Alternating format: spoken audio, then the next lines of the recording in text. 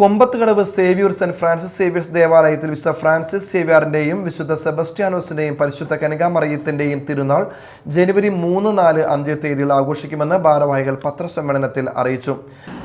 ഈ വരുന്ന ജനുവരി 3, 4, 5 തീയതികളിലാണ് പള്ളിയുടെ തിരുനാൾ ആഘോഷിക്കുക. ഇതിനോടനുബന്ധിച്ചുള്ള നവനാൾ ഡിസംബർ 26 തീയതി ഇതിനോടകം തന്നെ ആരംഭിച്ചു. ഈ വെള്ളിയാഴ്ചയാണ് തിരുനാളിൻ്റെ കൊടിയേറ്റം. വൈകുന്നേരം 5:30 കൊടിയേറ്റവും വിശുദ്ധ കുർബാനയും തുടർന്ന് 7 മണിക്ക് ഇത്തവണ ഒരു നാടകം, അമ്പലപ്പുഴ സാരഥിയുടെ 2 ദിവസം എന്ന പേരിലുള്ള ഒരു നാടകവും ഈ പ്രാവശ്യം വെച്ചിട്ടുണ്ട്.